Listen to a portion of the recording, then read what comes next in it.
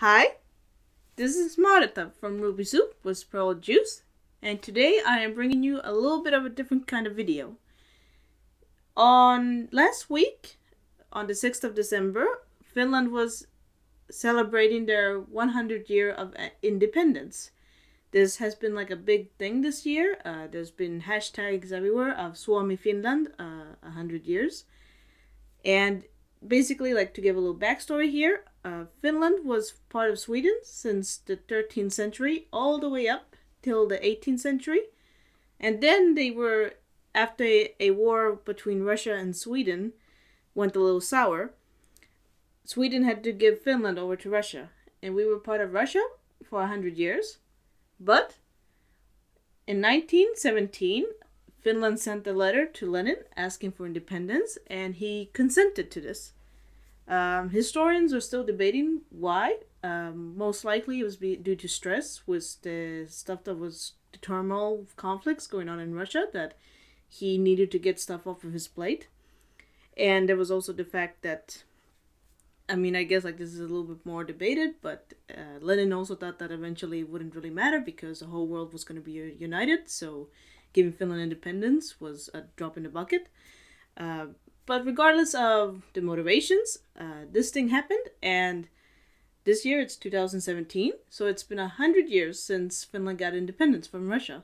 And it's been a big party here, even here in Stockholm. They had marathons of Finnish films, and there was big parties at the Finnish institution. And what I heard from my mother, who is in America right now, there was even like a big party in the Finnish institution in New York.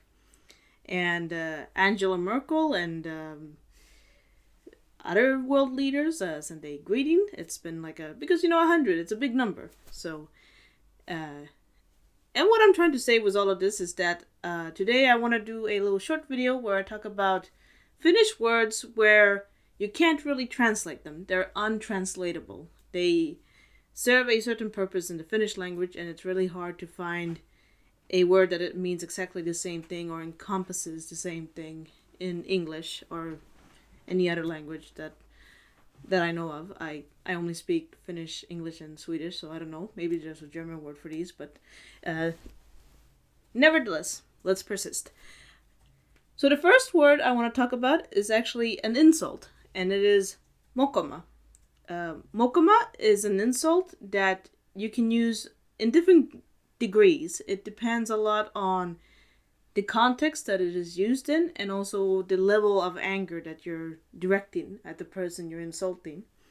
So it can either mean like someone who's a little bit annoying, like someone who's a bit of a pain, or it can mean like a really like disgusting, awful person that you just really want to insult. And it all depends on the levels of anger that you direct while uttering this word. And in fact, I have a little bit of a story about this word, because mokoma, this kind of like means like a bad person. And I've seen works where this word has been used and they have tried to translate it. In fact, when I was working on my bachelor degree in literature, I did my thesis on a Finnish play called The Worker's Wife, written by a 19th century playwright, Minna Kant. And in this Finnish play, they used the word mokoma. And I was, because I study here in Sweden, I had to reference the Swedish translation of this play. And the woman who had translated this play, she tried to find like a word for mokoma, and she couldn't find one.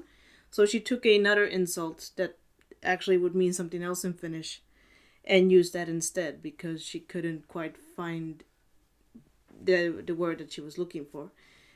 So she actually ended up using a derogatory word that is kind of like sex shaming. While actually mokoma doesn't really entail that, but of course she was kind of going for the feel a little bit, which that was fine. But my point is that I actually can even prove that this word is untranslatable, because I have seen translators struggle with this word. So, that's the first word. And the second word that I want to talk about is a more lighthearted one, tosikko. Now, tosikko is something that you kind of say this to someone who is like overly serious, who doesn't quite understand sarcasm or who doesn't quite understand humor. And it is usually kind of like said like if someone says something sarcastically or if someone says like a lighthearted joke and the person who's in your company takes it completely seriously or thinks that you're saying something sincerely, and then you kind of like laugh about it and say like, oh, you're just such a tosiko. Me and my mother often say this to each other. Like if I say something sarcastically and she doesn't understand it, then I tell her that she's a tosiko.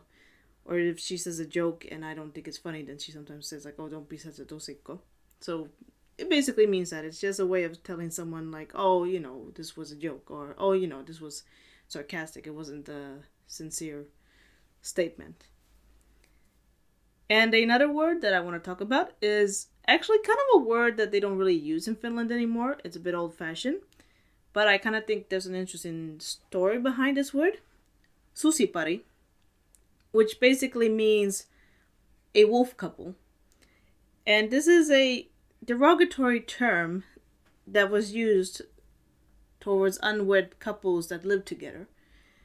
So basically, like if two people that were in a relationship were living in the same house or in the same apartment, but they hadn't put a ring on it, basically. And when my mother was a child, like during the 50s and 60s, then this was a term that was used to kind of speak ill of couples that lived together but hadn't gotten married yet. But because in Finland now this is kind of common practice, most people, even before they get married, then they live together first and then they get married later. So, or even if they never get married, then there's a lot of couples that live together. So people don't really use this term susipari anymore because the society has changed quite a bit. So of course something that was kind of like looked down upon back then is not looked down upon now. But it's still kind of an interesting term because of the history behind it, and it wasn't so long ago. Like this, my mother did hear this term used negatively towards people when she was a child. So yeah, it's interesting. And why exactly wolves? That's a good question.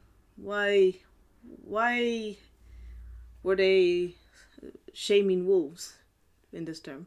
But I guess these are mysteries of the unexplained. So moving on to another word. This is actually a slang term that I'm going to talk about now. And this is a slang term that was brought in 2015. I don't quite know when it became popularized. And I came across this term when I was reading a book written by a friend of mine, Maria Toivio, who she used to be a lawyer and she has now written 4 novels. She's writing a 5th one right now. I'll leave a link below to her website. And in her, I believe it was her 3rd novel. I was reading her 3rd novel. And in this 3rd novel, on the back cover, in the summary, she uses the term mummotunneli, which basically means the grandmother's tunnel. And mummotunneli is a slang term that is used to talk about places where older women, like 40 to 60, where they go to party to kind of have fun and to hook up. So it entails like a place where women of a certain age go to party and hook up. And this is a really fun term actually, and it's really new. But I kind of just think that it's so fun that in Finland we have a term for a place where older women go and party and hook up. I just think that's great. I kind of think like that kind of just shows that Finland is quite open-minded, because like this is not a derogatory term at all. It's just kind of like a matter of fact place. Like, well, this is a place for older women to go and party. It's not judgmental at all.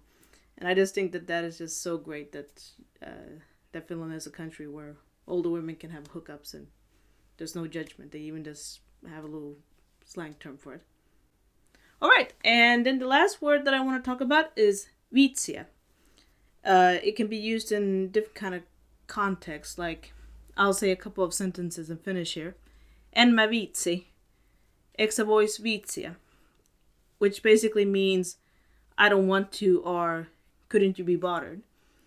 So viitsiä means like it's really like it entails a lot of different meanings. It can mean like, you can use it in the term of I don't want to do this, or I don't have the energy to do this. Or you can use it as trying to kind of say to someone like, can't you be bothered? Can't you do this? So basically it kind of entails like a will or a energy to do something. And it is specifically like focusing on the act of doing something.